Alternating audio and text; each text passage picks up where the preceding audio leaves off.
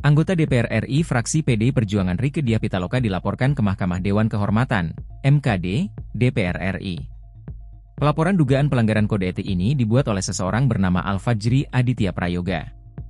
Rieke dilaporkan karena menolak kebijakan PPN 12% yang akan diterapkan mulai 1 Januari 2025. Laporan terhadap Rieke ini dibenarkan oleh Ketua MKD DPR RI Nazarudin Degam saat dikonfirmasi pada Minggu 29 Desember. Di dalam surat laporan, Rieke dilaporkan atas pernyataan dalam konten media sosial yang dianggap memprovokasi warga menolak kebijakan PPN 12%. Terkait laporan terhadap Rieke, Degam memilih tak berkomentar lebih jauh. Ia hanya menegaskan bahwa pemanggilan Rieke oleh MKD kemungkinan ditunda karena DPR sedang menjalani masa reses. Sedianya pemanggilan terhadap Rieke dilakukan pada Senin 30 Desember. Sejauh ini belum ada tanggapan langsung dari Rieke terkait pelaporan dirinya ke MKD tersebut. Sebelumnya, Rieke telah meminta pada Presiden Prabowo Subianto untuk membatalkan rencana kenaikan PPN 12% pada tahun 2025. Rieke menilai, keputusan ini memiliki dampak besar terhadap masyarakat.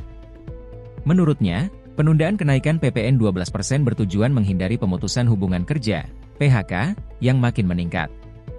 Selain itu juga kenaikan ini bisa berpotensi memiliki efek domino terhadap kenaikan harga kebutuhan pokok lainnya. Ditemui wartawan pada Sabtu 21 Desember, Rieke menjelaskan, argumentasi pemerintah untuk menaikkan PPN jadi 12% sesuai pasal 7 UU Nomor 7 Tahun 2021 tentang harmonisasi peraturan perpajakan dinilai juga tidak tepat. Oleh karena itu, dia meminta pemerintah harus mengambil secara utuh aturan tersebut.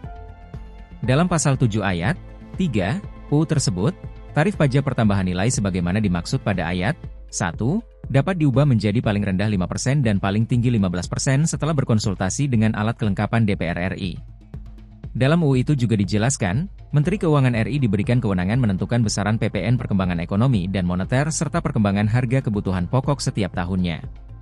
Sebagai gantinya, Rieke mengusulkan pemerintah menerapkan dengan tegas self-assessment monitoring system dalam tata kelola perpajakan.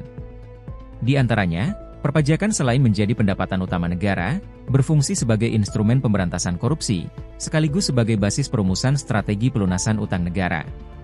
Selain itu, terwujudnya satu data pajak Indonesia, agar negara mampu menguji SPT wajib pajak, akurasi pemetaan, perencanaan penerimaan, dan pengeluaran negara secara komprehensif, termasuk pendapatan yang legal maupun ilegal. Download Tribun X sekarang, menghadirkan lokal menjadi Indonesia.